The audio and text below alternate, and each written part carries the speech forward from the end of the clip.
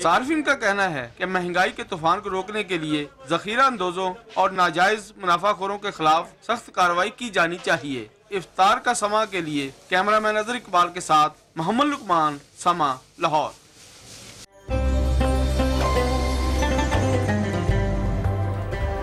जी तो नाज़रीन, आप लोगों ने देखा कि जो हमारी रोज़मर्रा की जो चीज़ें होती हैं खाने पीने की, उनके अंदर भी जो चीज़ें डलती हैं वो कितनी महंगी होती जा रही हैं। लेकिन अभी और भी बातें करेंगे, अभी वक्त एक छोटे से ब्रेक का, तो हमारे साथ रहिएगा। मिलते हैं इस ब्रेक के बाद।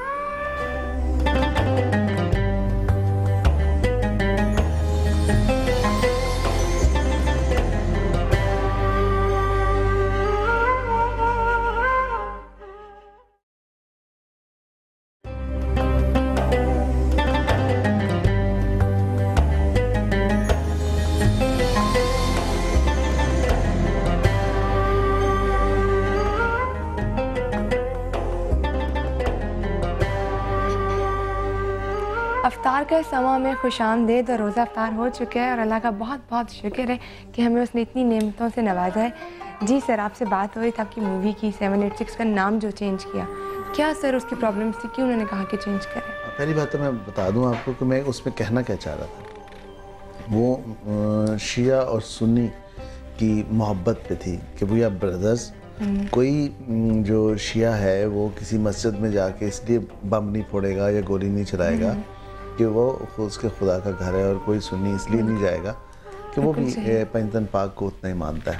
बिल्कुल सही बात है। और हमें सर इस्लाम भी जो है ये सिखाता है कि आपस में भाई भाई हैं, तो हमें ये बातें समझनी चाहिए। लेकिन सर एक बात मैं आपसे पूछना चाहती हूँ कि हमारे जो आर्टिस्ट हैं बाहर जाके जब परफॉर्म करते हैं और यहाँ पे हम उनको अपनी फिल्मों में देख नहीं पाते, ऐसा क्या है?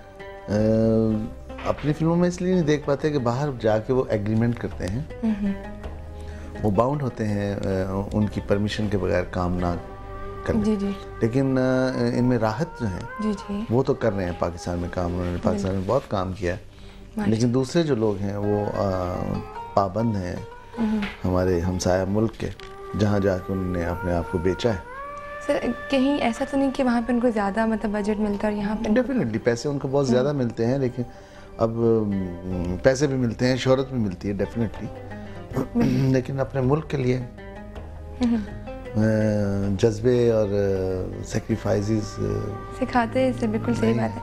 सर अगर बात करें कि आपका बचपन में जो पहला रोज़ा था, याद है आपको सर, किस तरह से आपने रखा? मुझे ये नहीं याद कि पहला रोज़ा क्या था, 60 साल बीत गए, लेकिन इतना मुझे याद है कि बचपन में बड़े बाकायदगी से रोज़े रखता था और टोपी पहन के और मस्जिद में जाके इसलिए चला जाता था मस्जिद में शाम को नमाज पढ़ने के लिए। तो एक लालच उसमें था, लालच ये था कि जब हम वहाँ जाएंगे और हम जाके बैठ जाते थे तो फिर वहाँ पे लोग आके नमाजियों के सामने अनवाओ अक़साम के खाने और इस किस्म की चीज़ें रखते थे और जो सबको मिलती थी खाने के लिए। तो मैं सारा दिन इंतज़ार रोज़ा रखे इसलिए कि हम वहाँ जाएंगे और खाने को मिलेगा, अच्छी अच्छी चीज़ें खाने को मिलेंगी। तो ये मुझे ज़रूर बचपन की ये लम्हात याद है कि मैं मस्जिद में जाया करता था जी जी, और वहाँ जाके नमाज भी पढ़ते थे, रोज़ा भी इफ्तार करते थे, और खाने की चीज़ें ज़्यादा जहन में होती हैं कि हमें मिलेंगी तो हम खाएंगे। अब सर एक बात और मैं आपसे पूछना चाहूँगी कि हम लोग बहुत कहते हैं कि हमारा मतलब कल्चर जो है हमारे हमसाया मुल्क का बहुत बिल्कुल सेम है, लेकिन शायद आप इस बात से डिसएग्री करते हैं। नहीं, कल्चर तो सेम नहीं है, मौसम सेम हो सकता है। मौसम ये है कि जो दिल्ली में है वो लाहौर में है, जो कराची में है वो बॉम्बे में है। मौसम एक जैसा है लेकिन कल्चर एक जैसा नहीं है। देखिए कल्चर अगर एक जैसा होता तो कभी पाकिस्तान हिंदुस्तान अलग ना होते। और ये चूँकि हमारा कल्चर अलग था, हमारी हर चीज़ अलग थी, तो इसलिए हमारे कायद आज़म मोहम्मद अली जिन्ना ने मेहनत की, फ़ाइट की और एक मुल्क लिया। और देखिए उन्होंने साफ कहा कि देखिए हम मुसलमान हैं और हमारा जो कल्चर है वो टोटली डिफरेंट है। बिल्कुल हम एक खुदा को मानते हैं, आप बहुत सारे खुदा को मानते हैं, आप की रसूमात जो हैं वो बहुत अलग हैं, हमारी रसूमात बहुत अलग हैं। और फिर ये है कि हम जो हैं बुत शिकन हैं, आप बुत परस्त हैं। तो ये जो है बिल्कुल सही। ये मेन जो रीज़न है इस बात का। रीज़न है वो यही है। तो कल्चर बिल्कुल जो लोग ये कहते हैं वो गलत कहते हैं और उनको ऐसा नहीं कहना चाहिए। बिल्कुल सही बात। हमारी ज़ुबान डिफरेंट है। इवन हमारी उर्दू इतनी शाइस्ता है कि हिंदुस्तान के लोग भी बहुत उसको प्रेज़ करते हैं और कहते हैं कि जी आपकी बहुत अच्छा बोलते हैं, आपकी उर्दू बहुत अच्छी है। तो हमारा रहन सहन अलग है, हमारा खाना पीना अलग है, हमारा रिश्तों का अंदाज बहुत अलग है। बिल्कुल सही बात, और बहुत ही खूबसूरत बात आपने की। भी और भी बात आपसे करेंगे। नाज़रीन, अब हमारे पास जो है जी रमज़ान स्पेसिफिक पैकेज, जिसमें हम आपको ये दिखाएंगे कि मज़दूर लोग जब रोज़ा रखते हैं तो उनकी क्या शिकायत और क्या नहीं। आइए देखते हैं।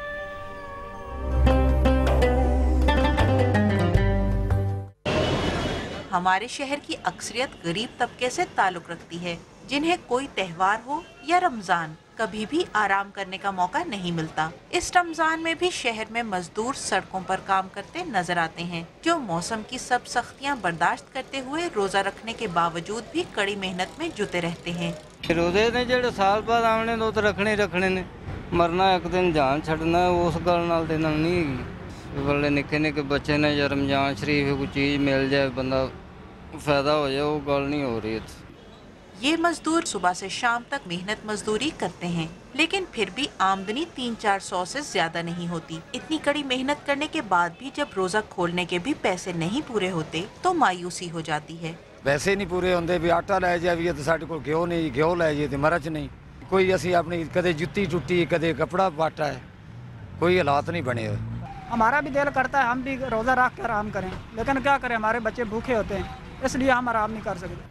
ये मजदूर जो अपने बच्चों के साथ एक अच्छी इफ्तारी करने के ख्वाहिशमंद जरूर हैं, और इसी वजह से वो रोजा रख के भी भूखे प्यासे मेहनत मजदूरी करते हैं, पर इनकी जिंदगी में सवाए मजबूरियों के और कुछ नहीं, और इन्हें कहीं से भी उम्मीद की किरण नजर नहीं आती। इफ्तार का समा के लिए कैमरामैन लियाकत बशीर के साथ मारिया उस्मान, समा, लाहौर।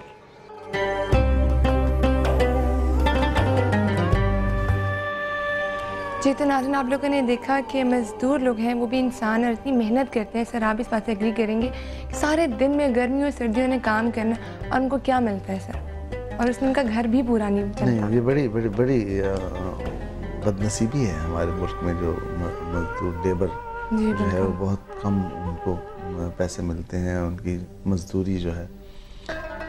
और मैं अभी देख रहा था, मुझे बहुत तकलीफ़ हो रही थी जो जी बिल्कुल सही बात है सर। कोई भी देखता है तो उसको इतना दुख होता है, तकलीफ़ होती है। सर एक और चीज़ आपने मतलब एक अचीवमेंट और भी सर आपकी ये कि आपने पाकिस्तान में पहली बार एविड मशीन इंट्रोड्यूस करवाई। जी हाँ सर, ये क्या है, इसके बारे में क्या बताएं? एविड जो है ये एक ऐसा एडिटिंग कार्ड है। बिल्कुल सर, जो इसके बारे में माफ़ कीजिएगा सर, इसके बारे में हम आपसे दोबारा पूछेंगे, लेकिन नाज़रीन भी वक्त एक छोटे से वक्फे का, तो हमारे साथ रहिएगा। मिलते हैं इस ब्रेक के बाद।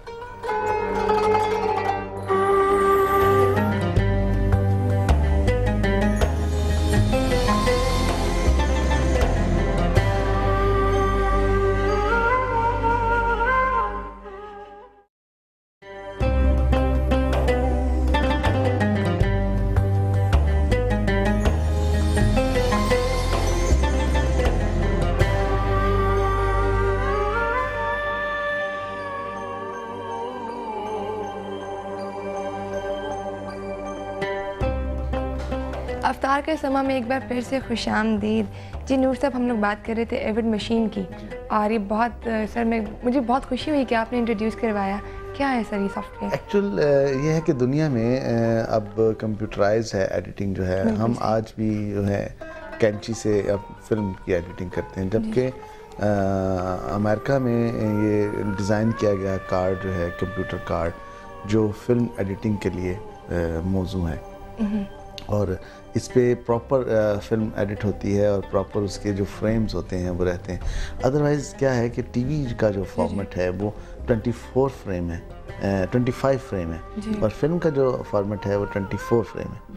और अगर हम टीवी के फॉर्मेट पे अपनी फिल्म एडिट करते हैं तो वो मिसिंग होती है, वो फ्रेम्स का फ़र्क आ जाता है। और ये जो डिज़ाइन किया गया एविड, ये 24 फ्रेम के हवाले से डिज़ाइन किया गया और ख़ास तौर पे फिल्म के लिए किया गया। और ये मैं लेके आया, मैंने यहाँ लगाया, मैंने यहाँ फिल्में एडिट की हैं, कामयाब फिल्में एडिट की हैं, और मैं चाहूँगा कि और लोग भी इस पे काम करें और इसको आगे बिल्कुल सही, और सर इसको कर भी रहे हैं लोग। सर एक बात मैं ये आपसे पूछना चाहती हूँ नूर साहब कि हम लोग ये कहते हैं कि जी हमारी जो फिल्म इंडस्ट्री एक छोटी सी फैमिली है, सबको मिलजुल के आपस में रहना चाहिए, लेकिन इतने इख्लाफात यहाँ पे हो रहे हैं। रमज़ान मुबारक में भी क्या आपके इख्लाफात चलते रहते हैं, या आप लोग कहते हैं जी अब हमें अपनी लड़ाइयाँ छोड़ देनी चाहिए? मैं नहीं समझता क्योंकि ऐसी लड़ाइयाँ हैं कि हम उसको तनकीद का निशाना बनाएं। देखें, इख्तलाफ ज़रूर है, ज़हनी इख्तलाफ ज़रूर है, एक दूसरे से इख्तलाफ ज़रूर रखते हैं, लड़ाई नहीं है। और इख्तलाफ राय जो है आपका हक़ है, और जो नहीं आपकी बात मानते हो वो अपनी जगह सच्चे हैं। और एक जगह पे शायद कोई मान भी नहीं रहा था आपकी बात और समझाने की कोशिश की। किसकी बात करिए आप? सर कहीं पे आपने कहा कि कोई आपके खिलाफ कर रहा था आपकी बात से, आपने समझाने की कोशिश भी की।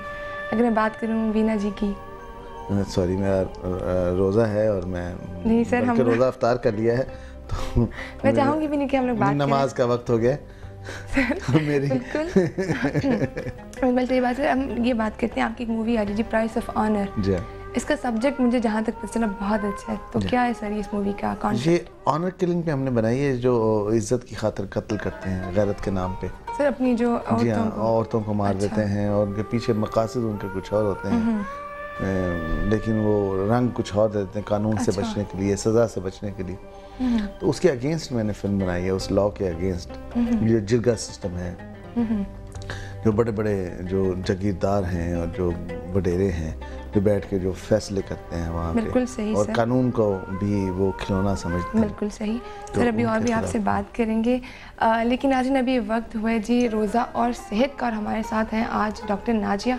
तो देखते हैं कि आज वो हमें क्या टिप्स देती हैं।